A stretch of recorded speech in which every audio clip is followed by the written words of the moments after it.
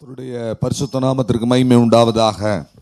எபிரேயர் 9ஆம் அதிகாரம் 21வது வசனத்துக்கு நேராக நாம் நம்முடைய கவனத்தை நாம் திருப்புவோம்.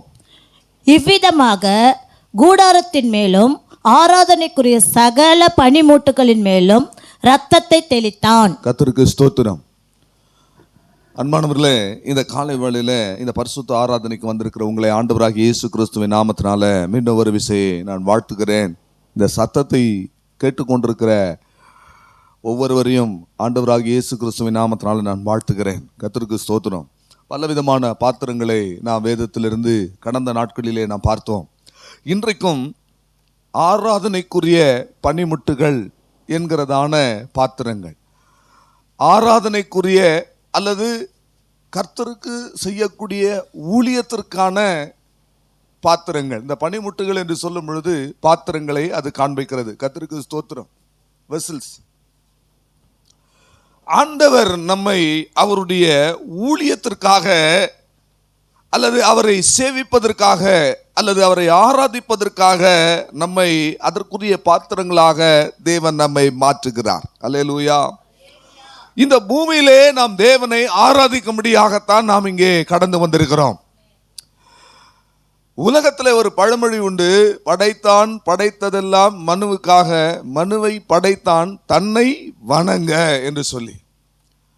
இந்த ஜனத்தை எனக்கென்று ஏற்படுத்தினேன், இவர்கள் என் துதியை சொல்லி வருவார்கள். அவர் ஒருவனை அல்லவா படைத்தார், ஆவி அவரிடத்திலே பரிபூர்ணமாக இருந்ததே, பின்ன ஏன் ஒருவனை படைக்க வேண்டும்?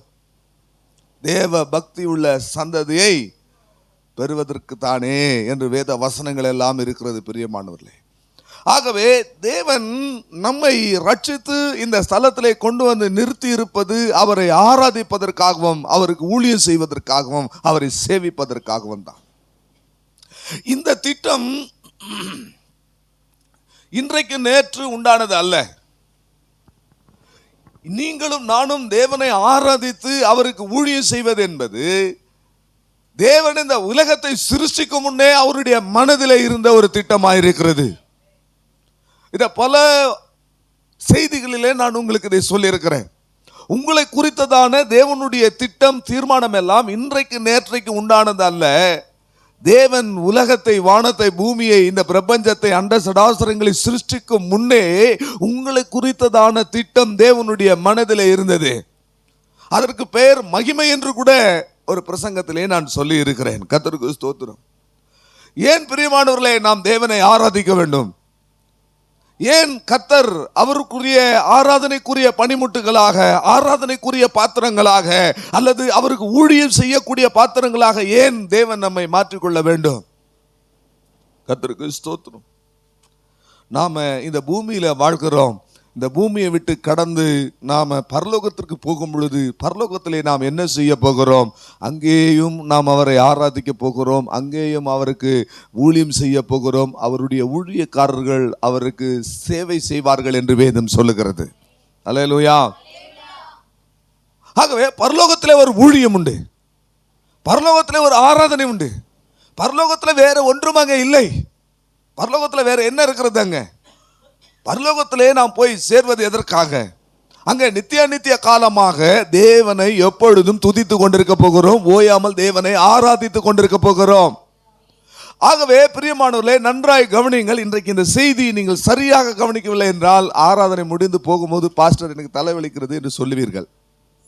நிச்சயமாக வாழ்வே பிள்ளைகள் எல்லாரும் கவனமாய் கேளுங்கள். சரியா நீங்க இதை புரிந்து கொள்ளவில்லை, கேட்கவில்லை, உங்கள் கவனம் சிதறினால் ஒன்றுமே புரியாது.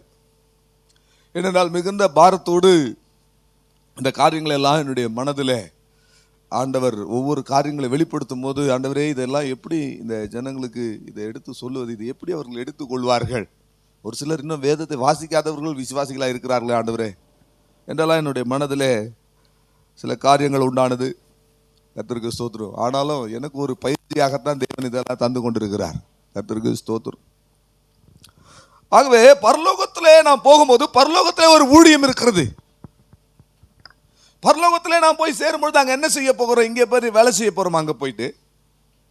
இல்லை அங்கே போயிட்டு பரலோகம் போகும்போது அப்பா எங்கள் அப்பா எங்கே தான் இருக்கிறான், அப்பாவை போய் பார்க்க போகிறோமா? இல்லை எங்கள் அம்மா என் மேலே உயிரை வச்சுருந்தாங்க, நான் பரலோகம் போனவனே நேராக எங்கள் அம்மா தான் பார்ப்பேன் நிறைய பேர் சொல்கிறாங்களே, அந்த மாதிரி செய்ய போகிறோமா? ஒரு சிலர் சொல்கிறாங்க நான் தாவீதை போய் பார்ப்பேன்றாங்க, நான் சாலமோனை போய் பார்க்க போகிறேன்னா. ஒருத்தர் சொன்னார் நான் பவுலை போய் பார்க்க போகிறேன். இயேசுவை யாரும் பார்க்க போலையா? அல்லேலூயா. பரலோகம் போனால் நீங்கள் அங்கே போய் எந்த சொந்தமும் கொண்டாட முடியாது.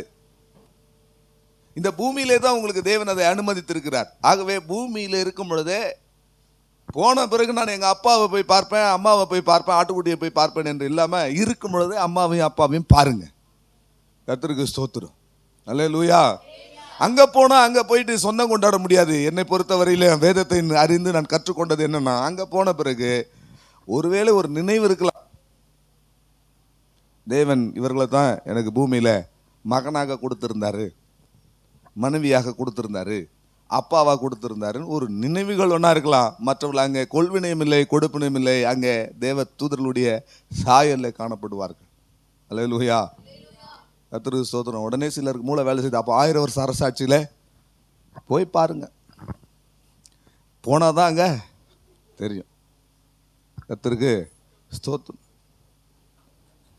அங்கே ஆனால் நிச்சயமாக ஒன்று நடைபெறப் போகிறது. அங்கே நாம் இரவும் பகலும் தேவனை ஆராதிப்போம், துதிப்போம், அவருக்கு ஊழியம் செய்வோம். அவருக்கு ஊழியம் செய்வது என்றால் என்ன? அவருக்கு சேவை செய்வது என்றால் என்ன? அவரை ஆராதிப்பதும் அவரை துதிப்பதும் தான். ஆகவேதான் பரலோகத்திலே நாம் போய் செய்யக்கூடிய அந்த ஆராதனையை, அந்த ஊழியத்தை இந்த பூமியிலே நாம் பயிற்சி எடுத்துக்கொண்டிருக்கிறோம்.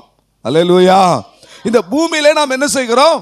இது ஒரு பயிற்சி தான், இது ஒரு ட்ரைனிங் சென்டர் தான். இங்க நான் பயிற்சி எடுக்கிறோம். இங்க என்ன நீங்க ஆராதனை, என்ன ஊழியம் செய்ய போறீங்களோ அதுதான் பரலோகத்தில் போய் செய்ய போறீங்க. அதனால இன்னைக்கு எப்படிப்பட்ட ஊழியத்தை நீங்கள் செய்து கொண்டிருக்கிறீங்க, எப்படிப்பட்ட ஆராதனைகளை நீங்கள் செய்து கொண்டிருக்கிறீங்க? இன்றைக்கு கர்த்தருடைய பரிசுத்த நாமத்திற்கு மகிமை உண்டாவதாக.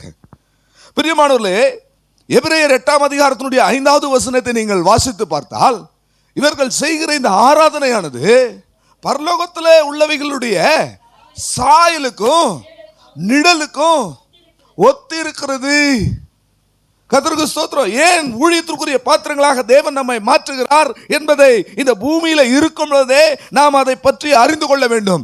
ஏன் நாம் ஊழியத்திற்கான அல்லது கர்த்தரை ஆராதிக்கிற ஒரு பாத்திரங்களாக மாற வேண்டும் என்கிறதான ஒரு பெரிய அறிவை இந்த பூமியில வாழும் பொழுதே நாம் அதை பெற்றுக்கொண்டு கர்த்தருக்கு பணிவிடை செய்கிறவர்களாக பணிவிடை ஊழியத்தை நாம் செய்ய வேண்டும். பிரியமானவர்களே, அல்லேலூயா. ஏனென்று சொன்னால் இந்த பூமியிலே நாம் செய்கிற ஆராதனையானது பரலோகத்தில் இருக்கிற ஆராதனையினுடைய நிழலாக இருக்கிறது. இரண்டாவது, இந்த பூமியிலே செய்யக்கூடிய ஆராதனை என்பது பரலோகத்திலே செய்யப்படுகிற ஆராதனையினுடைய சாயலாக காணப்படுகிறது. அதனாலதான் சொல்றேன், கவனமாய் கவனிங்கன்னு சொல்றேன். திரும்ப திரும்ப சொல்றது அதுக்காகத்தான். தேவன் மனிதனை தன்னுடைய ஆராதனைக்குரிய பணிமுட்டுகளாக, பாத்திரங்களாக மாற்றுவது எதற்காக? தேவனை ஆராதிப்பதற்காக. அந்த ஆராதனை எப்படிப்பட்ட ஆராதனையாக இருக்கிறது? அது பரலோகத்தில் இருக்கிற ஆராதனைக்கு நிழலாட்டமாகவும் சாயலாகவும் இருக்கிறது. அப்போ நம்ம என்ன ஆராதனை செய்யறீங்க? நீங்க ஆராதனைக்குரிய பாத்திரம். அதான் இன்னைக்கு செய்தி, ஆராதனைக்குரிய பாத்திரம். அப்ப நம்முடைய ஆராதனை எப்படிப்பட்ட ஒரு ஆராதனையா இருக்கிறது? பரலோகத்தில் இருக்கிற ஆராதனைக்கு நிழலாக இருக்கிறது, சாயலாக இருக்கிறது. அப்படி நாம ஒரு நாள் நான் தேவ சமூகத்தில் நினைத்து நான் ஆராதிக்கிற இந்த ஆராதனையானது பரலோகத்திலே நடக்கிற ஆராதனைக்கு ஒப்பா இருக்கிறது என்ற எண்ணம் எத்தனை பேருக்கு இருக்கிறது? அல்லேலூயா. ஆராதனையில் உங்களுக்கு வேண்டியவங்க பிரசங்கித்தா சந்தோஷமா இருக்கிறது, வேண்டாதவங்க பிரசங்கித்தா முகம் எங்க 7 மலையில போய் உட்காந்துட்டு இருக்குது, 1000 முறை வெளியே போயிட்டு வர்றதும் உள்ள போயிட்டு வர்றதுமா இருக்கிறது. இந்த காரியங்கள் எல்லாம் பரலோகத்துக்கு ஒப்பா இருக்கிறதா?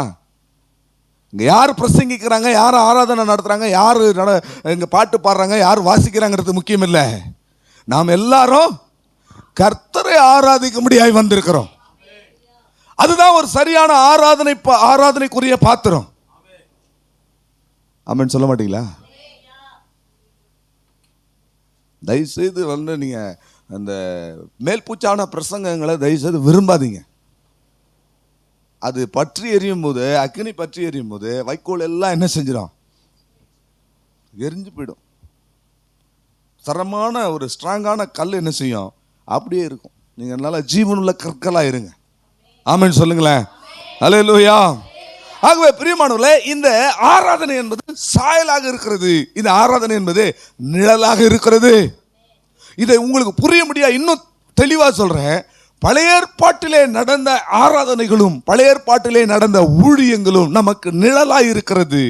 புதிய ஏற்பாட்டிலே நாம் செய்கிற ஆராதனை எல்லாம் பரலோகத்தில் இருக்கிற ஆராதனையின் சாயலாக இருக்கிறது. பழைய ஏற்பாட்டிலே சொல்லப்பட்ட ஊழியங்கள், கர்த்தரை சேவித்த அனுபவங்கள், கர்த்தரை ஆராதித்த காரியங்கள் எல்லாம் நிழலாய் இருக்கிறது. புதிய ஏற்பாட்டிலே அது சாயலாய் இருக்கிறது. ஆகவே இந்த நாளிலிருந்து ஒரு தீர்மானம் பண்ண வேண்டும். ஆராதனைக்கு வரும் பொழுது, கர்த்தரை ஆராதிக்கும் பொழுதெல்லாம், சபையில மாத்திரமல்ல, எங்கெல்லாம் கர்த்தரை ஆராதிக்கிறீர்களோ, இந்த ஆராதனையானது பரலோகத்தின் ஆராதனையுடைய சாயலாய் இருக்கிறது என்ற சிந்தை நமக்குள்ளே வருமானால் மற்ற எல்லா காரியங்களையும் நாம் கலைந்து விடுவோம். பிரியமானவர்களே, அல்லேலூயா, அல்லேலூயா. கர்த்தருக்கு ஸ்தோத்திரம். வேகமாய் நீங்கள் இந்த சத்தியங்களை குறித்து கொள்ளுங்கள், நீங்கள் கவனியுங்கள்.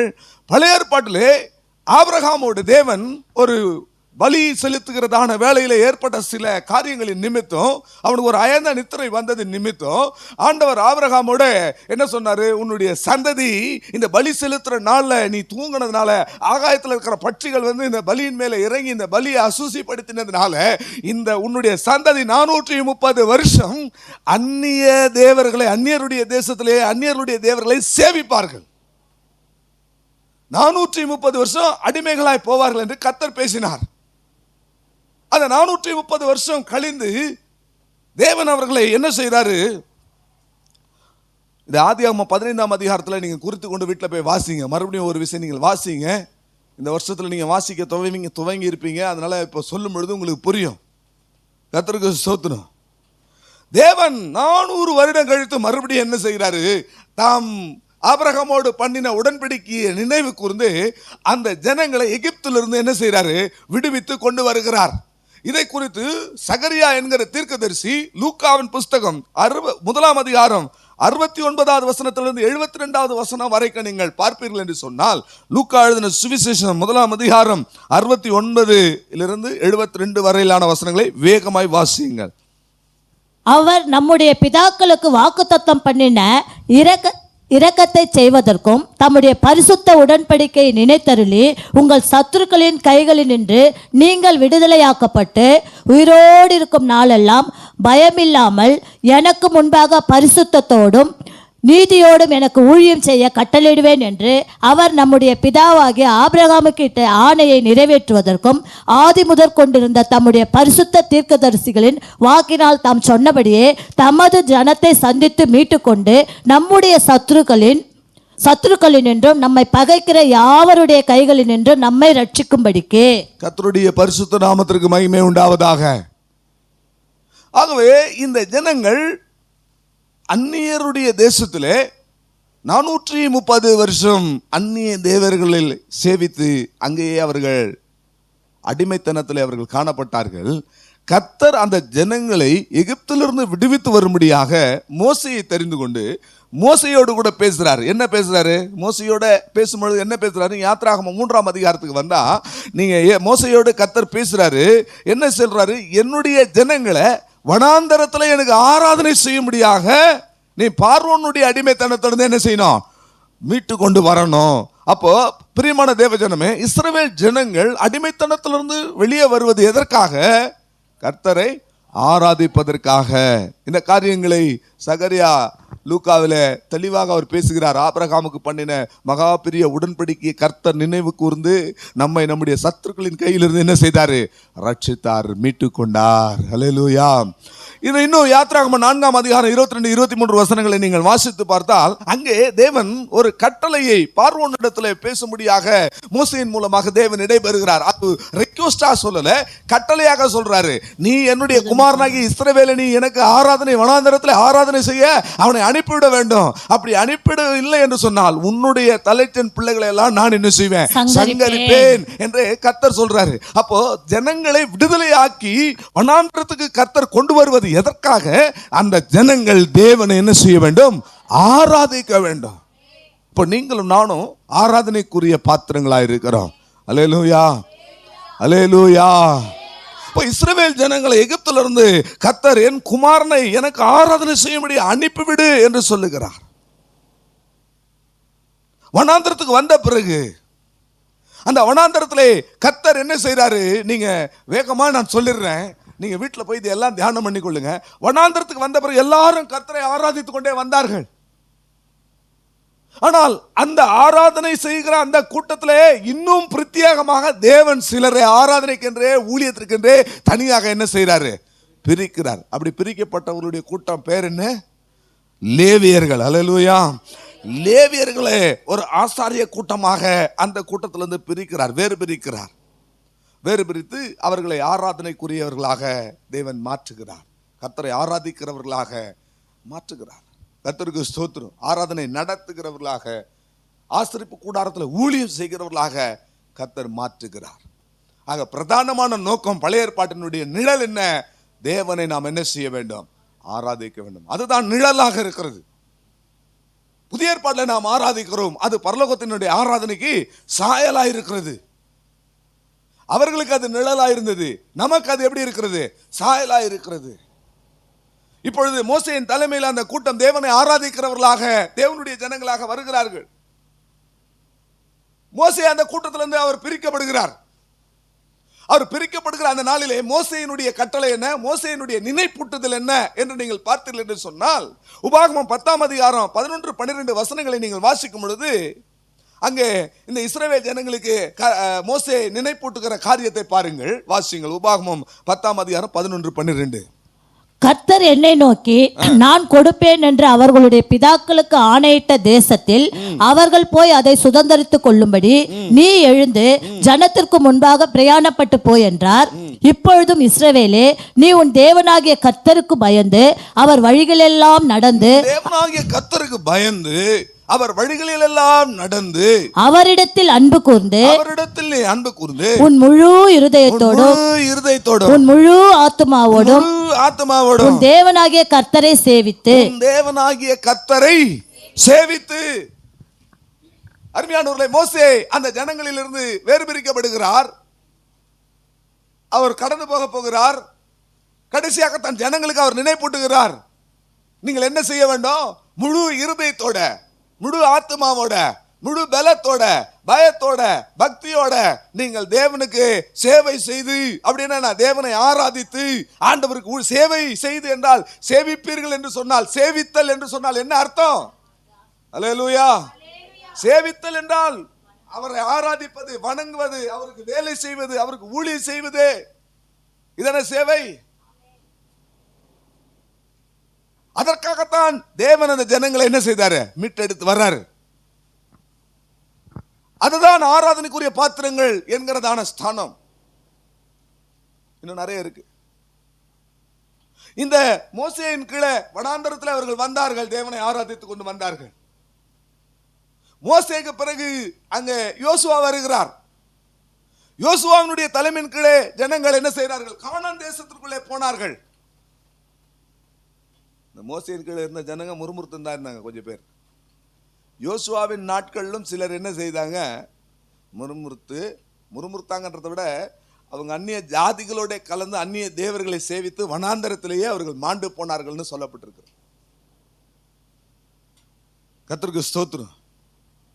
யோசுவா நினைப்பூட்டுகிறார். 14ஆம் அதிகாரம் 15வது வசனத்தை நீங்கள் வாசித்து பார்த்தால், யோசுவாவினுடைய புஸ்தகம் 14ஆம் அதிகாரம் 15வது வசனத்தை, முன்னே எபிரோனுக்கு கிரியாத் அர்பா என்று பேர் இருந்தது. அர்பா என்பவன் ஏனாக்கியருக்குள்ளே பெரிய மனுஷனா இருந்தான். யுத்தம் ஓய்ந்ததினால் தேசம் அமைதலாயிருந்தது. 24ஆம் அதிகாரம் 14-15 வசனம். 24ஆம் அதிகாரம் 15-16 வசனம். ஸ்தோத்திரம். கர்த்தரை சேவிக்கிறது உங்கள் பார்வைக்கு ஆதரவாய் கண்டால், கர்த்தரை சேவிக்கிறது உங்கள் பார்வைக்கு ஆகாததாய் கண்டால் உங்கள் பார்வைக்கு ஆகாததாய் கண்டால் பின்ன யாரை சேவிப்பீர்கள் என்று யாரை சேவிப்பீர்கள் என்று இன்று தெரிந்து கொள்ளுங்கள். இன்று தெரிந்து கொள்ளுங்கள். நதிக்கு அப்புறத்தில் உங்கள் பிதாக்கள் சேவித்த தேவர்களை சேவிப்பீர்களோ, நதிக்கு அப்புறத்திலே உங்கள் பிதாக்கள் சேவித்த தேவர்களை சேவிப்பீர்களோ, நீங்கள் வாசம் பண்ணுகிற தேசத்துக்கு குடிகளாகிய எமோரியரின் தேவர்களை சேவிப்பீர்களோ, நானும் என் வீட்டாருமோ வென்றால் கர்த்தரையே சேவிப்போம். சேவிப்போம். யோசுவா நினைப்பூட்டுகிறார். அல்லேலூயா. யாரை சேவிப்பீங்க? கர்த்தரை சேவிப்பது உங்களுக்கு ஆகாததா இருக்குமா? தேவ ஜனங்கள் தான் உள்ள வந்துட்டாங்க. அடிமைத்தனத்திலிருந்து இங்க ஆராதிக்க முடியாது வந்துட்டாங்க. ஆராதிக்க வந்தோ சிலர் என்ன செய்யறாங்க? அந்நிய தேவர்களை, நதிக்கு அப்புறத்தில் பிதாக்கள் சேவித்த அந்நிய தேவர்களை என்ன செய்யறாங்க? ஆராதித்து கொண்டிருக்கிறாங்க. கர்த்தருக்கு ஸ்தோத்திரம். இப்போ அதான் வைரல். கர்த்தருக்கு ஸ்தோத்திரம். போகட்டும். ஆனால் ஆவிக்குரிய விஷயத்தில் அந்நிய தேவர்கள் என்று சொல்லும் பொழுது கர்த்தரை ஆராதிக்க கூடாதபடி எதெல்லாம் தடையா இருக்கிறதோ அதெல்லாம் அந்நிய தேவர்கள் தான். 3 வாரமா 4 வாரமா ஒருத்தர் சபைக்கு வரல. கேட்டா நான் வயலுக்கு போயிட்டேன், அங்க நாத்து நடுறாங்க, நடவு நடுறாங்க அப்படின்னா அந்த வயல் தான் உனக்கு இப்ப அந்நிய தேவனா இருக்கிறது. நீ அதை சேவிக்கிறாய். இப்பொழுது சண்டே சர்வீஸ்க்கு வர்றதுக்கு உனக்கு திராணி இருந்த பேலன் இருந்தா நீ வரல அப்படின்னா, நான் வீட்டில இருந்தே என் சத்தத்தை கேட்டுக்கொள்வேன், பாஸ்டர் சத்தத்தை பக்கத்து வீட்டில இருந்தே கேட்டுக்கொள்வேன் என்று கேட்டுக்கொண்டிருந்தால் அந்நிய தேவரை ஆராதித்துக் கொண்டிருந்தார். இப்படி அந்நிய தேவரை ஆராதித்த வனாந்தரத்திலே நீங்களே சொல்லுங்களா? மாண்டு போனார்கள்னு சொன்னா ரொம்ப நல்லா இருக்குது கேட்கறதுக்கு. செத்தார்கள்னு சொன்னா தான் கொஞ்சம் கஷ்டமா இருக்கும். கர்த்தருக்கு தோத்து. நான் சொல்றேன், ஆராதனைக்கு வருவதற்கு பலன் இருந்தோம், வழி இருந்தோம், பிராணி இருந்தோம், தெம்பு இருந்தோம். ஒருவேளை உங்களுக்கு சரீர பலவீனத்து நிமித்தமா வர முடியலன்னா பரவாயில்ல, இருந்த இடத்துல தேவனை என்ன செய்யுங்க? ஆராதிங்க. எல்லா பலன் இருந்தும் உங்களால கர்த்தரை தொழுது கொள்ள முடியல, ஆராதிக்க முடியல, அதுக்கு எதுவெல்லாம் தடையா இருக்கிறதோ அதுவெல்லாம் அந்நிய தேவர்கள். கர்த்தருக்கு ஸ்தோத்திரம். ஆண்டவருடைய நாமத்துக்கு மகிமை உண்டாவதாக. ஆகவே பிரியமானவர்களே, நாம் கர்த்தரை சேவிக்க வேண்டும், அவரை ஆராதிக்க வேண்டும் என்பதுதான் தேவனுடைய மனதில் இருக்கிற ஒரு பெரிய திட்டம். அதற்காகத்தான் நம்மை ஆராதனைக்குரிய பணிமுட்டுகளாக தேவன் என்ன செய்கிறாரு? மாற்றுகிறார். எகிப்தில இருந்து கர்த்தர் விடுவித்து வந்தார். இந்த சம்பவம் எல்லாம் உங்களுக்கு தெரியும். இதை ஒரு வித்தியாசமான கோணத்தில் நான் உங்களுக்கு சொல்றேன். எகிப்தில் இருந்தால் பாவத்தில் இருக்கிறோம் என்று அர்த்தம். ஆமென். எல்லாருக்கும் தெரியும் இல்லையா? அடிமைத்தனத்தில் இருக்கிறோம், பாவத்தில் இருந்தோம். அவர்கள் இருந்த இஸ்ரவேலர்கள், அவர்களை தேவன் என்ன செய்தாரு? எகிப்திலிருந்து புறப்படி பண்ணினார். அப்படினால் பாவத்திலிருந்து தேவன் என்ன செய்கிறாரு? அவனை விடுதலை ஆக்குகிறார், அவனை ரட்சிக்கிறார்.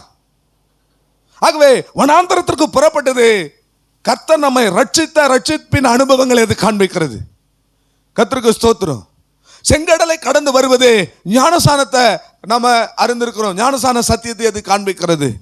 வனாந்தரத்திலே நாம வந்திருக்கிறோம், வனாந்தரத்தை கடந்து செங்கடலை கடந்து இப்போது சீனாய் மலைக்கு வருகிறோம். அங்கே அக்னி பிரமாணங்களை பெற்றுக்கொண்டோம் என்று சொன்னால், கர்த்தருடைய வார்த்தைகளை பெற்றுக்கொண்டோம் என்று சொன்னால், தேவனுடைய சத்தத்தை நாம் கேட்டோம் என்று சொன்னால், பாவத்தில் இருந்தோம், பாவத்திலிருந்து விடுதலையாக்கப்பட்டு வெளியே வந்தோம். இப்போ செங்கடல் என்கிற ஞானசானத்தை கடந்து வந்தோம். இந்த செங்கடலின் ஞானசானத்தை கடந்து அங்கே சீனாய் மலை அடிவாரத்துக்கு வரும் பொழுது பரிசுத்தாவின் அபிஷேகத்தை நாம் பெற்றுக்கொள்கிறோம், அல்லது கர்த்தருடைய வார்த்தையின்படி வாழ்கிற ஒரு அனுபவத்தை நாம் பெற்றுக்கொள்கிறோம்.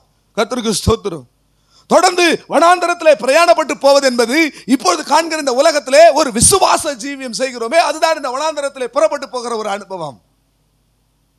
நாம எகிப்திலிருந்து வெளியே வந்த போதும் கர்த்தரை ஆராதிக்க வேண்டும், ஞானசானத்தை பெற்றுக்கொண்ட பொழுதும் கர்த்தரை ஆராதிக்க வேண்டும், அக்னி பிரமாணங்களை பெற்றுக்கொண்ட போதும், அபிஷேகத்தை பெற்றுக்கொண்ட பொழுதும் கர்த்தரை ஆராதிக்க வேண்டும். இந்த உலகத்திலே நாம் பிரயாணப்பட்டு கொண்டிருக்கிறோம். இந்த வனாந்தர யாத்திரையிலே நாம் கர்த்தரை ஆராதிக்க வேண்டும். கானானுக்குள்ளே உள்ளே போன பொழுதும் கர்த்தரை என்ன செய்ய வேண்டும்? ஆராதிக்க வேண்டும். அது நிழலா இருந்தது. இப்போது சாயல் எப்படின்னா, நாம பாவத்திலிருந்து வெளியே வந்தோம், கர்த்தரை ஆராதிக்க வேண்டும், ஞானசானத்தை பெற்றுக்கொண்டோம், கர்த்தரை ஆராதிக்க வேண்டும், அவருக்கு ஊழியம் செய்ய வேண்டும். இந்த உலகத்திலே ஒரு விசுவாச ஜீவியம் செய்து கொண்டிருக்கிறோம். இப்பொழுது நாம் கர்த்தரை ஆராதிக்கிறோம். இந்த உலக ஜீவிதத்தை முடிந்து கானானுக்கு போகிறோம். கானானிலே போய் கர்த்தரை ஆராதிக்க வேண்டும், பரலோகத்திலே போய் கர்த்தருக்கு ஊழியம் செய்ய வேண்டும். அல்லேலூயா. இதுதான் நிழலா இருக்கிறது பிரியமானவர்களே. பவுல் இந்த காரியத்தை தான் சொல்லுகிறார். அது நிழலா இருக்கிறது, அது பரலோகத்தின் ஆராதனையினுடைய சாயலுக்கு ஒப்பா இருக்கிறது. கர்த்தருடைய பரிசுத்த நாமத்திற்கு மகிமை உண்டாவதாக. ஏன் தேவன் நம்மை ரட்சிக்கிறார்? பாவத்திலிருந்து விடுதலையாவது எப்படி? மனம் திரும்புதல் என்பது எப்படி? ஒரு குற்ற மனசாட்சி நமக்குள்ள இருந்தால் நாம் இன்னும் பாவத்துக்கு அடிமையாக இருக்கிறோம். தேவனை ஆராதிக்க வரும் பொழுது எப்படிப்பட்ட இருதயம் உடையவர்களாய் நாம் இருக்க வேண்டுமா? குற்றமற்ற மனசாட்சி உடையவர்களாய், சுத்த மனசாட்சி, நல் மனசாட்சி உடையவர்களாய் நாம் காணப்பட வேண்டும். தேவன் அதை குற்றமற்ற ஒரு இருதயமாக நம்முடைய இருதயத்தை தேவன் மாற்றுகிறார். நம்முடைய மனசாட்சியை ஒரு சுத்திகரிக்கிறார். அப்படி சுத்திகரிப்பது எதற்காக? அந்த மன திரும்புதல் எதற்காக? அந்த ரட்சிப்பு எதற்காக? எபிரேயர் 9ஆம் அதிகாரம் 14வது வசனத்தை நீங்கள் வாசிக்கும் பொழுது அதை நீங்கள் உணர்ந்து கொள்ள முடியும் பிரியமானவர்களே. எபிரேயர் 9:14. நித்திய ஆவியினாலே தம்மை தாமே பழுதற்ற பலியாக தேவனுக்கு ஒப்பு கொடுத்த கிறிஸ்துவினுடைய ரத்தம் ஜீவனுள்ள தேவனுக்கு ஊழியம் செய்வதற்காக உங்கள் மனசாட்சியை செத்த கிரியைகளற சுத்திகரிப்பது எவ்வளவு நிச்சயம். ஏன் தேவன் நம்மை ரட்சிக்கிறார்? ஏன் தேவன் நம்முடைய மனசாட்சியை கழுவுகிறார்? ஏன் தேவன் நம்முடைய மனசாட்சியை செத்த கிரியைகளிலிருந்து சுத்த நல் மனசாட்சியை தரும்படி தேவன் எதற்காக தம்முடைய ரத்தத்தினாலே கழுவி சுத்திகரிக்கிறார் என்றால் அவருக்கு ஊழியம் செய்யும்படியாக. அல்லேலூயா. அவருக்கு ஊழியம் செய்வது என்றால் என்ன? இங்க பிரசங்கித்து கொண்டிருக்கிறோமே, உடனே 5 வகையான ஊழியங்கள், அப்போஸ்தலர், தீர்க்கதரிசி, உபதேசம், அதெல்லாம் போகாதீங்க. நீங்க எல்லாருமே கர்த்தருடைய ஊழியக்காரர்கள் தான். நீங்க எல்லாரும் கர்த்தரை சேவிக்கிறவர்கள் தான். நீங்கள் எல்லாரும் கர்த்தரை ஆராதிக்கிறவர்கள் தான். அப்படி இருந்தாலும் இந்த கூட்டத்திலிருந்து தேவன் ஒரு சிலரை விசேஷமாக லேவியர்களை பிரித்தது போல பிரிப்பார் என்று சொன்னால் அதுவும் தேவனை ஆராதிப்பதற்கும் ஊழியம் செய்வதற்கும் தான் பிரியமானவர்களே.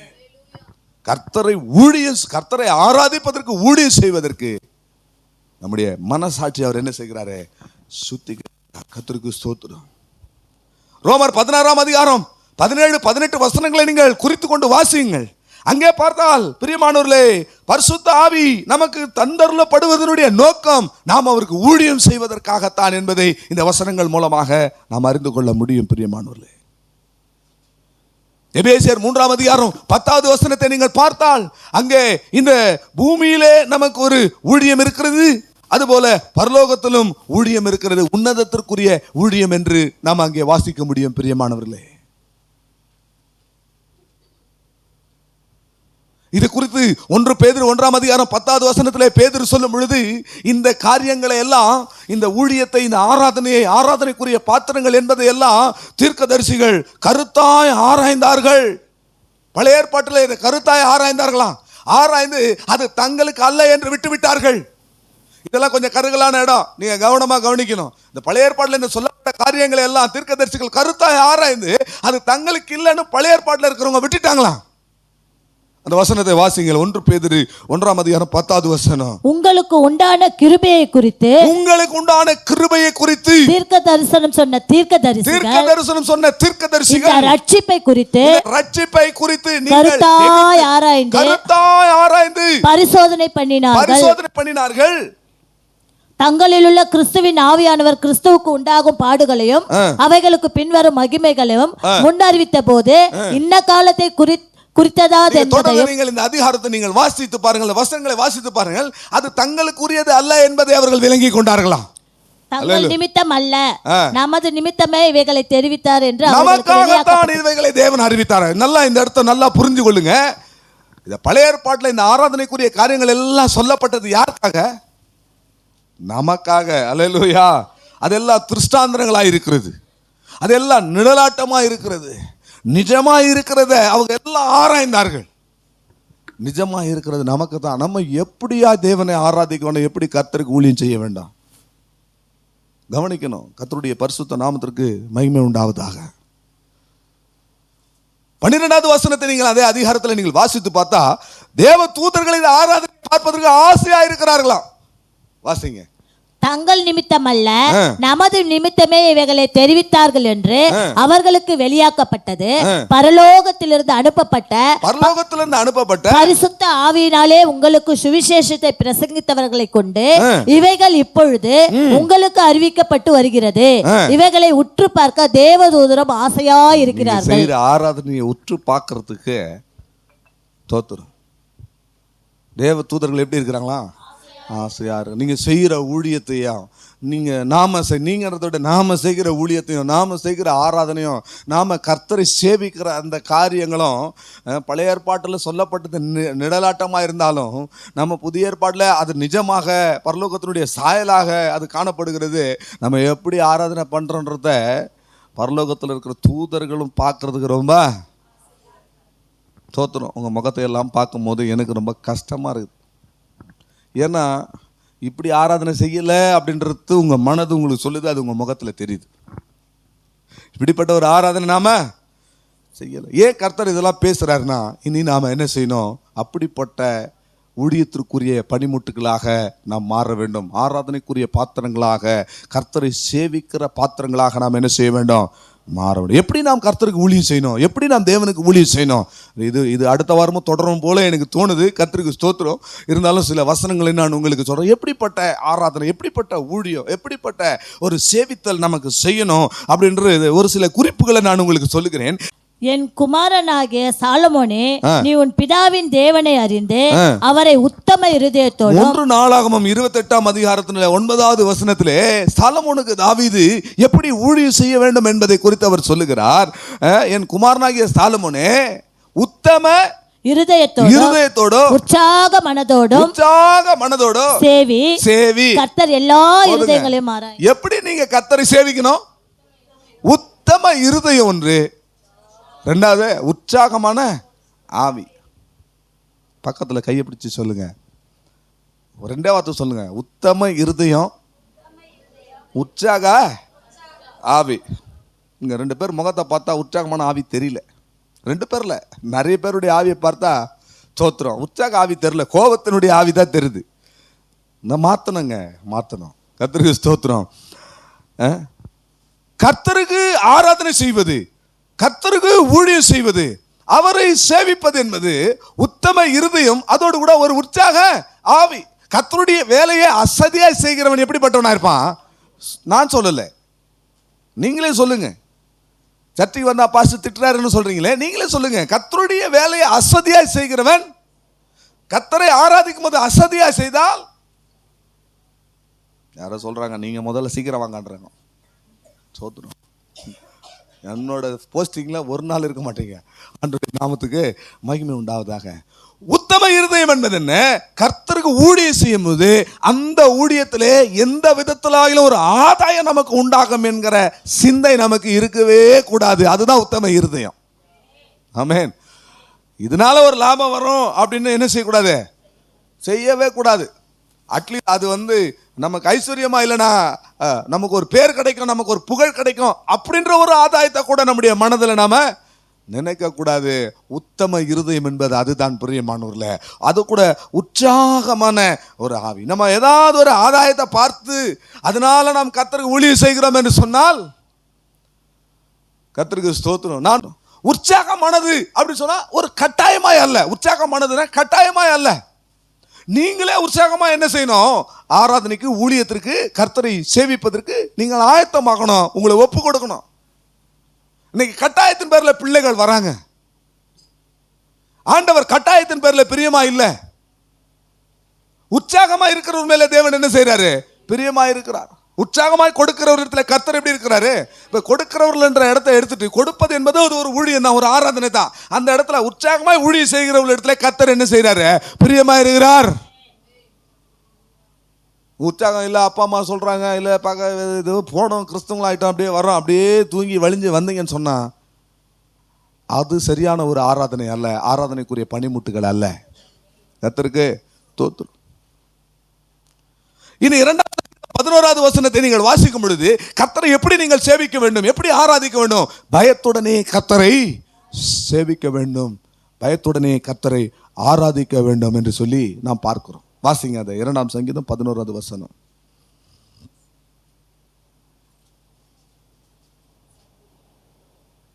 ஸ்தோத்திரம். பயத்துடனே கர்த்தரை சேவியுங்கள், பயத்துடனே கர்த்தரை சேவியுங்கள், நடுக்கத்துடனே களி கூறுங்கள். நடுக்கத்துடனே களி கூறுங்கள். கர்த்தருக்கு சேவை எப்படி செய்யணும் ஐயா? சின்னதரி ஐயா, எப்படி செய்யணும்? பயத்துடனே. அடி வாங்காததுனால பயம் நம்மளை விட்டு என்ன செய்யுது? விட்டு போயிடுது. ஓவரா அடிச்சாலும் அவர்களுக்கு என்ன வந்துடும்? அடிதரனா தொடச்சி போட்டு போயிடுவாங்க. ரெண்டுமே ஆராதனைக்குரிய பாத்திரம் இல்லை இல்லைங்களா? அடி வாங்காத வரைக்கும் சந்தோஷம், ஆனால் வாங்கிடாதீங்க. இது கொஞ்சம் கடினமாக தான். அடுத்த வாரமும் இன்னும் கொஞ்சம் ஸ்ட்ராங்காக தான் இருக்கும். கர்த்தருக்கு ஆராதனை செய்யும் போது அந்த ஆராதனைக்குரிய ஒரு பயம், பயத்துடனே கர்த்தரை ஒரு வசனம் சொல்லுது, பூலோகத்தாரே நீங்கள் எல்லாரும் அவருக்கு முன்பதாக நடுங்குங்கள். தேவனுக்கு முன்பதாக ஒரு நடுக்கம் நமக்கு தேவை. அவர் அப்பா தான். அது என்னுடைய லைஃப்பில் நீங்கள் நல்லா பார்க்கலாம். ஆல்ஃபர்ட் எனக்கு முன்னாடி எப்படி இருக்கிறான்னு பாருங்க. அதனால ஆல்ஃபர்டுக்கு மேலே எனக்கு அன்பு இல்லைன்னு இல்லை, இல்லை எனக்கு என் மேலே ஆல்ஃபர்டுக்கு ஒரு பிரியம் இல்லைன்னு இல்லை. ஆனாலும் ஆள் அப்படியே இருக்கிறாருன்னா என்ன அர்த்தம்? அடி சரியான அடி விடும். கர்த்தர் சொல்ல, உங்கள் வீட்டு அடி எங்கள் வீட்டு அடி இல்லை, தோத்துடும். ஒரே அடி ஆல்ஃபர்ட் ஹாஸ்பிட்டலில் சேர்க்குற அளவுக்கு ஆயிடுச்சு. அடிப்பா அடி வாங்காம கர்த்தருக்கு ஊழியம் செய்கிறார். அல்லேலூயா சொல்லுங்களேன். அதனால பயத்துடனே கர்த்தரை சேவியுங்கள் என்று சொல்லும் பொழுது, நடுக்கத்தோடு கர்த்தரை சேவியுங்கள் என்று சொல்லும்போது ஒரு பயபக்தியோடு கர்த்தரை என்ன செய்யணும்? ஏலியின் பிள்ளைகள் ஆசரிப்பு கூடாரத்திலே ஊழியம் செய்து கொண்டிருந்தார்கள். ஆனால் அவர்களுக்கு தேவ பயம் இல்லை. கர்த்தருக்கு ஸ்தோத்திரம். இனி யோசுவா 24ஆம் அதிகாரம் 14வது வசனத்தை நீங்கள் பார்க்கும் பொழுது, கர்த்தருக்கு ஊழியம் செய்வது, கர்த்தரை ஆராதிப்பது என்பது, ஆராதனைக்குரிய பாத்திரங்கள் எப்படிப்பட்டவர்களாக இருக்க வேண்டும் என்பதை குறித்து அங்கே வேதம் என்ன சொல்லுகிறது? உத்தமமும் உண்மையாய் தேவனுக்கு பயந்து நீ அங்கே அவருக்கு ஆராதனை செய்ய வேண்டும். வாசியுங்கள் யோசுவா 24:14. ஆகையால் நீங்கள் கர்த்தருக்கு பயந்து அவரை உத்தமமும் உண்மையுமாய் சேவித்து உங்கள் பிதாக்கள் நதிக்கு அப்புறத்திலும் எகிப்திலும் சேவித்த தேவர்களை அகற்றிவிட்டு கர்த்தரை சேவியுங்கள். கர்த்தரை சேவிக்கணும். இந்த இடத்துல சேவிக்கும் போது உத்தமமாய் உண்மையாய் கர்த்தருக்கு பயந்து அவரை நாம் ஆராதிக்க வேண்டும். இதற்கு தாவீதை நீங்கள் சரியான ஒரு முன்னுதாரணமாக எடுத்துக்கொள்ளலாம். அப்போஸ்தலர் 13:36 தாவீது தன் காலத்திலே இருந்த பொழுது, தன் காலத்திலே கர்த்தர் தனக்கு கொடுத்த ஊழியத்தின்படி எல்லாம் உண்மையும் உத்தமமாய் தன்னுடைய சந்ததியாருக்கு அவன் ஊழியம் செய்தான் என்று அங்கே தாவீதை குறித்து சொல்லப்பட்டிருக்கிறது. அதைத்தான் 101ஆம் சங்கீதம் 2வது வசனத்திலே, உத்தம இருதயத்தோடு நான் நடந்து கொள்வேன், உமக்கு முன்னதாக எப்பொழுதும் உம்முடைய சன்னிதானத்துக்கு நான் வருவேன் என்று அவன் சொல்லுகிறான். அல்லேலூயா. கர்த்தரை ஆராதிக்கும் போது எப்படி இருக்கணும்? உத்தம இருதயம், உண்மையாய் கர்த்தரை ஆராதிக்க வேண்டும். பிரியமானவர்களே, அதைத்தான் அந்த நாளாகமும் 2ஆம் நாளாகமும் 16ஆம் அதிகாரம் 9வது வசனத்துல உத்தம இருதயத்தை இருக்கிற தம்முடைய வல்லமையை விளங்க பண்ணும்படி உத்தம இருதயத்தோடு இருக்கு, தம்மை பற்றின உத்தம இருதயத்தோடு இருக்கிறவர்களுக்கு தேவன் தம்முடைய வல்லமை என்ன செய்யறாரு? விளங்க பண்ணுகிறார். கர்த்தருக்கு ஸ்தோத்திரம். பிரியமானவர்களே, உண்மையாய் கர்த்தரை ஆராதிக்க வேண்டும், உண்மையாய் கர்த்தருக்கு ஊழியம் செய்ய வேண்டும். உண்மை உள்ள மனுஷன் பரிபூர்ண ஆசீர்வாதங்களை பெறுவான். உண்மையாய் நீங்கள் கர்த்தரை ஆராதி பயந்து உண்மையாய் மெய், அதாவது என்ன சொல்ற ட்ரூத், அந்த மெய்ன்ற வார்த்தை ட்ரூத், உண்மையா கர்த்தரை நீங்கள் ஆராதிக்கும் பொழுது 2 ஆசீர்வாதங்களுக்கு உண்டாக தெரியுமா? உண்மை உள்ளவர்கள் என்ன செய்வார்கள்? அநேகத்தின் மேலே அதிகாரி ஆவார்கள். இந்த தாளந்துகளை வாங்கினவர்களுடைய அந்த சம்பவத்தை இயேசு சொல்லும் போது அதுல பாருங்க 2 ஆசீர்வாதத்தை சொல்றாரு. உண்மை உள்ளவர்கள் அநேகத்தின் மேல அதிகாரி ஆவார்கள். 2வது, உண்மை உள்ளவர்கள் தான் எஜமானுடைய சந்தோஷத்தில் பிரவேசிப்பார்கள். அப்படி உண்மையாய் கர்த்தரை உத்தம இருதயத்தோடு கர்த்தரை ஆராதிக்க வேண்டும். பிரியமானவர்களே, 2ஆம் தீமோத்தேயு 1ஆம் அதிகாரம் 4வது வசனத்தை பார்க்கும் பொழுது, 2ஆம் தீமோத்தேயு 1ஆம் அதிகாரம் 4வது வசனத்தை பார்க்கும் பொழுது, உன்னிலுள்ள மாயமற்ற விசுவாசத்தை நினைவு கூறுகிறதினால் என் முன்னோர்கள் முதற்கொண்டு சுத்த மனசாட்சியோட ஆராதித்து வரும் தேவனை நான் ஸ்தோத்தரிக்கிறேன். எப்படி நீங்க தேவனை ஆராதிக்க வேண்டும்? சுத்த மனசாட்சியோட, சுத்த இருதயத்தோட கர்த்தரை என்ன செய்ய வேண்டும்? ஆராதிக்க வேண்டும். முதலாம் சாமுவேல் 7ஆம் அதிகாரம் 3வது வசனத்துல கர்த்தரை ஆராதிப்பது எப்படின்னா, அவருக்கு ஊழியம் செய்வது எப்படின்னா, உங்கள் இருதயத்தை கர்த்தருக்கு நேராக திருப்பி ஊழியம் செய்யுங்கள். அல்லேலூயா, அல்லேலூயா, அல்லேலூயா சொல்ல மாட்டீங்களா? ஆராதனைக்குரிய பாத்திரங்களுடைய ஜீவிதத்தில் இருக்க வேண்டிய சுபாவங்கள் நம்ம மாற்றிக்கொள்ளணும். இந்த வருஷத்துல இன்னும் நம்ம என்ன செய்யணும்? இன்னும் கர்த்தருக்கு ஊழியம் செய்கிற அந்த உன்னதமான அனுபவத்துக்குள்ளே நாம் கடந்து போக வேண்டும். கர்த்தருக்கு ஸ்தோத்திரம். உங்கள் இருதயத்தை கர்த்தருக்கு நேராக திருப்பி அவருக்கு நீங்கள் ஊழியம் செய்ய வேண்டும். சாமுவேல் சொல்றாரு, முதலாம் சாமுவேல் 7ஆம் அதிகாரம் 3வது வசனத்துல, முழு இருதயத்தோடு அந்நிய தேவர்களை எல்லாம் அகற்றி விட்டு நாம என்ன செய்யணும்? கர்த்தருக்கு முழு இருதயத்தோடும் கர்த்தரிடத்தில் திரும்புகிறவர்களானால் அந்நிய தேவர்களையும் அஸ்தரோத்தையும் உங்கள் நடுவில் இருந்து விலக்கி உங்கள் இருதயத்தை கர்த்தருக்கு நேராக்கி அவர் ஒருவருக்கே ஆராதனை செய்யுங்கள். ஆராதனைக்குரிய பணிமுட்டுகள் எல்லாம் என்ன செய்யணும்? எல்லா அஸ்தரோத்தையும் நீக்கணும். ஆராதனைக்கு தடையா இருக்கிற அந்நிய தேவர்களை எல்லாம் நீக்கணும், விலக்கணும். விலக்கி கர்த்தருக்கே ஆராதனை செய்யுங்கள். எபிரேயர் 12ஆம் அதிகாரம் 28வது வசனத்தை நீங்கள் வாசிக்கும் பொழுது, எபிரேயர் 12:28 வாசியுங்கள்.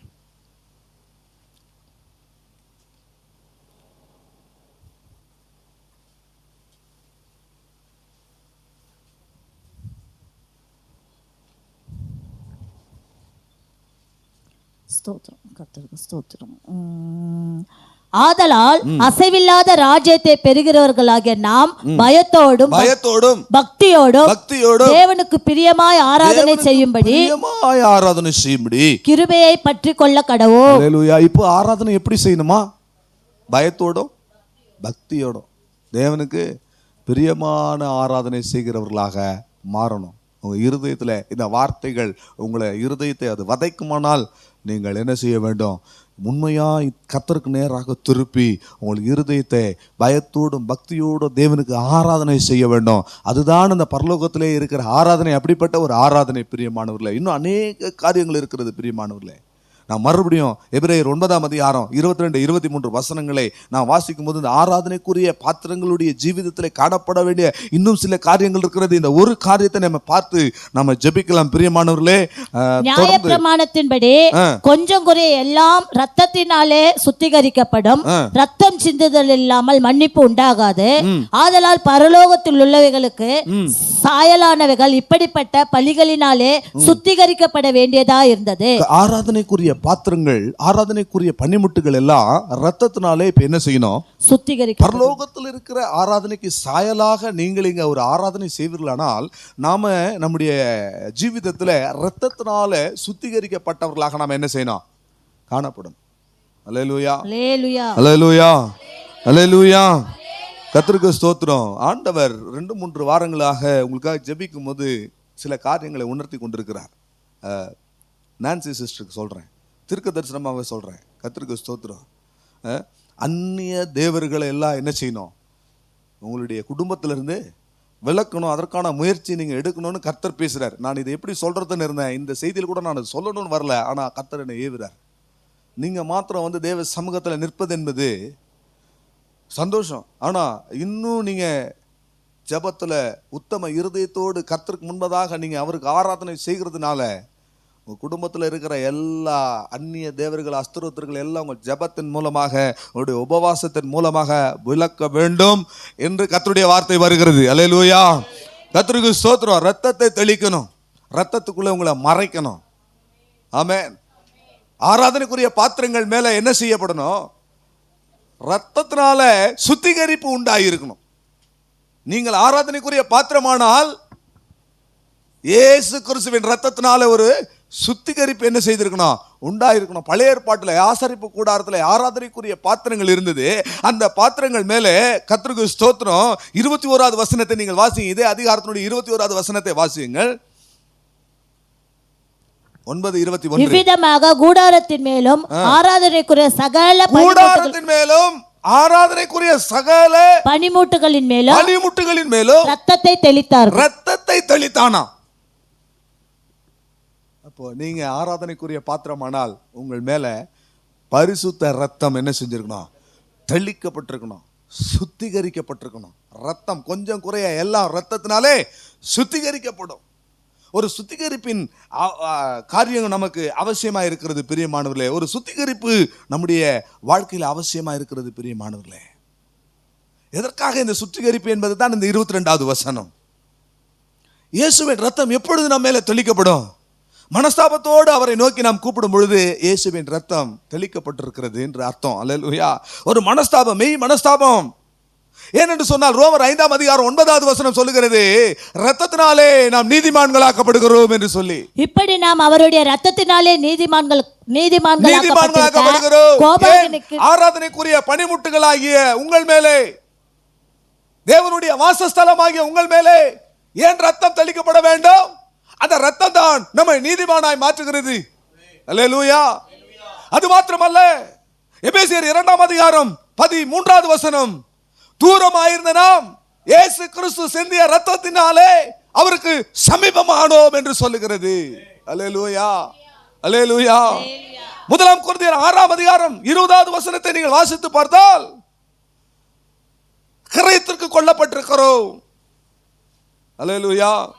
நம்முடைய ஆவி ஆத்மா சரீரத்தை தேவன் சிலுவையிலே வெளியேற பெற்ற தம்முடைய ரத்தத்தை கிரயமாக கொடுத்து நம்மை மீட்டி இருக்கிறார். ஆகவே ஆராதனைக்குரிய பாத்திரங்களாக இருக்கிற உங்கள் மேலே இயேசுவின் ரத்தம் தெளிக்கப்பட வேண்டும். மோசே கூடாரத்திலும் ஆராதனைக்குரிய பணிமுட்டுகளின் மேலே ரத்தத்தை தெளித்தானாம்.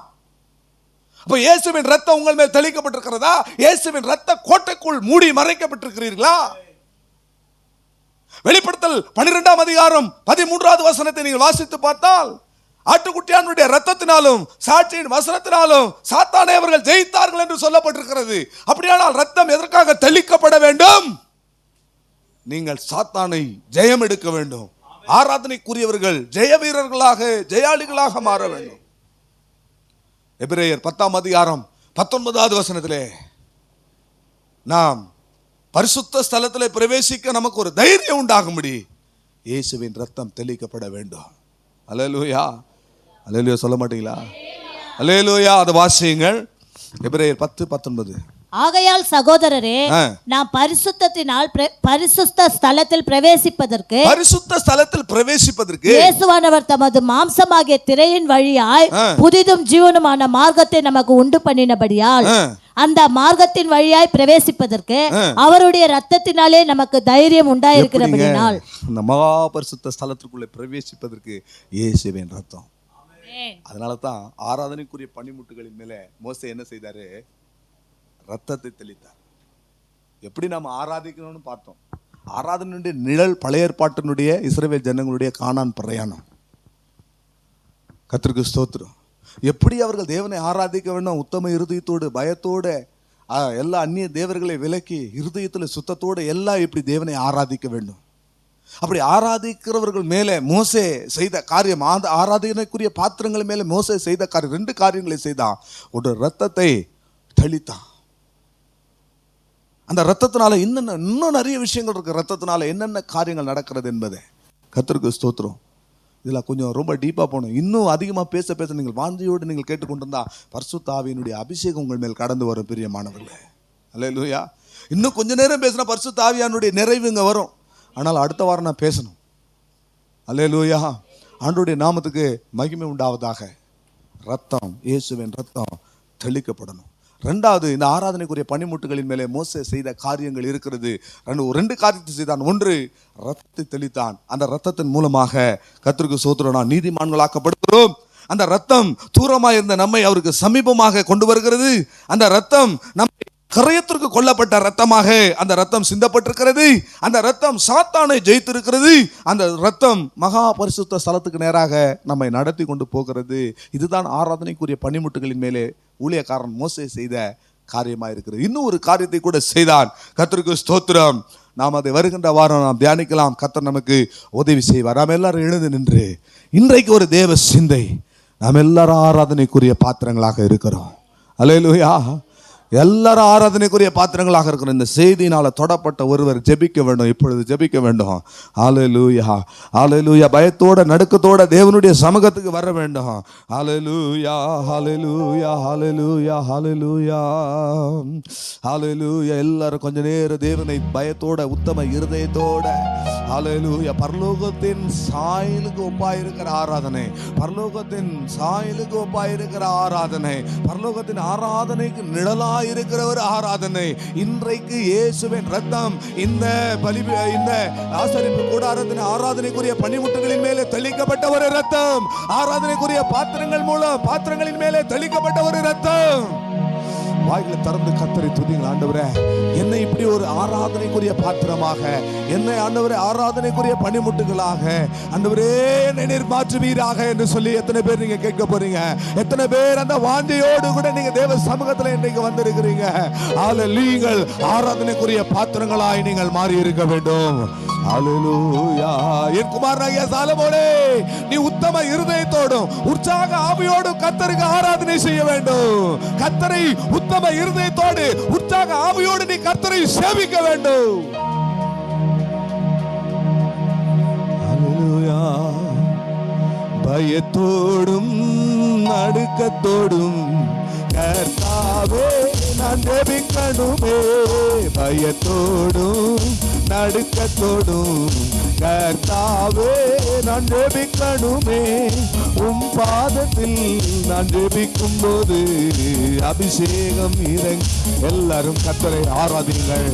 ஆராதனைக்குரிய பாத்திரங்களாக, ஆராதனைக்குரிய பணிமுட்டுகளாக, அந்த அபிஷேகம் நிறைந்தவர்களாக, இயேசுவின் ரத்தம் தெளிக்கப்பட்டவர்களாக நடுக்கத்தோடும் கர்த்தாவே நான் ஜெபிக்கணுமே. பய உற்சாக மனதோடு, உற்சாக ஆவியோடு, உத்தம இருதயத்தோடு பாதத்தில் நான் ஜெபிக்கும் போது அபிஷேகம். ஆமென். ஐயாவும் பாதத்தில் நான் ஆராதிக்கும் போது அபிஷேகம் இறங்கணுமே. ஒளியாய் வந்தவரே எங்கள் உள்ளத்தில் வாருமையா. ஒளியாய் வந்தவரே எங்கள் உள்ளத்தில் வாருமையா. இந்த உலகில் சுடரொளியா என் வாழ்வை. ஹல்லேலூயா. இந்த உலகில் சுடரொளியா என் வாழ்வை. பயத்தோடு பயத்தோடும் நடுக்கத்தோடும் கர்த்தாவே. ஆமென். பயத்தோடும் நடுக்கத்தோடும் கர்த்தாவே நான் ஜெபிக்கணுமே. பாதத்தில் நான் ஜெபிக்கும் போது. ஹல்லேலூயா, ஹல்லேலூயா. ஐயாவும் பாதத்தில் நான் ஜெபிக்கும் போது இறங்கணுமே. ஐயாவும் பாதத்தில் நான் ஜெபிக்கும் போது. சத்திய தேவாவியே உந்தன் பாதையில் நடத்துமையா. சத்திய தேவாவியே உந்தன் பாதையில் நடத்துமையா. என் தேற்றவாழ நீரே என்னை தேற்றிட வாருமையா. என் தேற்றவாழ நீரே என்னை தேற்றிட வாருமையா. என் தேற்றவாழ நீரே இரவா. ரத்தமே ரத்தமே இயேசு கிறிஸ்துவின் ரத்தமே ரத்தமே ரத்தமே இயேசு கிறிஸ்துவின் ரத்தமே. விலையேற பெற்ற ரத்தமே, விலையேற பெற்ற ரத்தமே. ஆட்டுக்குட்டி ரத்தத்தை கையில் எடுப்போம். இயேசுவின் ரத்தம். ஹல்லேலூயா. மகா பரிசுத்த ஸ்தலத்துக்கு நேராக நம்மை நடத்தி கொண்டு போக தைரியத்தை கொடுக்கிற ரத்தம். கர்த்தரை ஆராதிக்கும் பொழுது மகா பரிசுத்தத்தோடு கர்த்தரை ஆராதிக்க இயேசுவின் ரத்தம் தெளிக்கப்பட வேண்டும். அந்த கிருபையை நாம் பெற்றுக் கொள்ள வேண்டும். ஆட்டுக்குட்டி ரத்தத்தை கையில் எடுப்போம். வல்லமையை துரத்திடுவோம். வசனத்தால் ஜெயித்திடுவோம். எல்லை இல்லா ஜெய ரத்தமே ரத்தமே ரத்தமே ரத்தமே ஓ ரத்தமே ரத்தமே ரத்தமே ரத்தமே இயேசு கிறிஸ்துவின் ரத்தமே விலையேற பெற்ற ரத்தமே விலையேற பெற்ற ரத்தமே விலையேற பெற்ற ரத்தமே விலையேற பெற்ற ரத்தமே சுத்தமான ஜலத்தை தேடுமே. ஆண்டவரே, சுத்தமான உடைய பரிசுத்த ரத்தம் ஒவ்வொருவர் மேல் இப்போ தெளிக்கப்படுவதாக. ஆராதனைக்குரிய பணிமுட்டுகளாகி இவர்கள் மேலே உடைய ரத்தம் தெளிக்கப்படுவதாக. கிருபாசனத்தை கிட்டி சேருகிறதற்காக, மகா பரிசுத்த ஸ்தலத்தை நெருங்குவதற்காக இந்த ஆராதனைக்குரிய பணிமுட்டுகள் மேலே உடைய பரிசுத்த ரத்தத்தை இப்பொழுதே தெளிக்கிறோம். ரத்தமே ரத்தமே இயேசு கிறிஸ்துவின் விலையேற எல்லாரும் எல்லாரும் எல்லாரும் விலையேற பெற்ற ரத்தம் உங்களோடு சிந்தப்படட்டும். ரத்தத்தை ஆண்டவர் தெளிக்கட்டும். கிருபாசன தண்டையிலே சேருகிற பரிசுத்த ரத்தம், ஆட்டுக்குட்டியானுடைய ரத்தம், கரையத்திற்காக சிந்தப்பட்ட ரத்தம், கிரயமாக சிந்தப்பட்ட ரத்தம், இப்பொழுது ரத்தம் ரத்தம் ரத்தம் பரிசுத்த ரத்தம் ஆராதனைக்குரிய பணிமுட்டுகள் மேல் தெளிக்கப்படுவதாக. எல்லாரும் ஆராதனைக்குரிய பாத்திரங்களாக, கர்த்தரை ஆராதிக்கிறவர்களாக, அவருக்கு ஊழியம் செய்கிறவர்களாக, அவரை சேவிக்கிறவர்களாக இப்பொழுது மாறுவீர்கள். உத்தம இருதயம், உற்சாக ஆவியோடு, கர்த்தருக்கு பயப்படுகிற பயத்தோடு. அல்லேலூயா. கரங்களை தட்டி ஆண்டவரை மகிமைப்படுத்துங்கள். நல்ல ஆவியில நிரம்பி ஆராதனைக்குரிய ஒரு பாத்திரமாக மாறுங்கள். கர்த்தருக்கு சேவையை செய்கிற, கர்த்தரை சேவிக்கிற ஒரு ராஜரீக ஆசாரிய கூட்டமாக இப்பொழுது மாறுங்கள். அவர்கள் நான் தெரிந்து கொள்ளப்பட்ட பாத்திரம், என் நாமத்தை அறிவிக்கிறதற்காக நான் தெரிந்து கொள்ளப்பட்ட பாத்திரம் என்று கர்த்தர் உங்களை பார்த்து சொன்னதுக்கு காரணம் என்ன?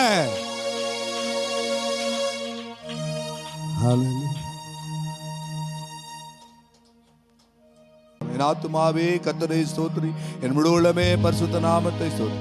என் ஆத்துமாவே கர்த்தரை ஸ்தோத்திரி, அவர் செய்த சகல உபகாரங்களை மறவாதே. அல்லேலூயா அல்லேலூயா அல்லேலூயா.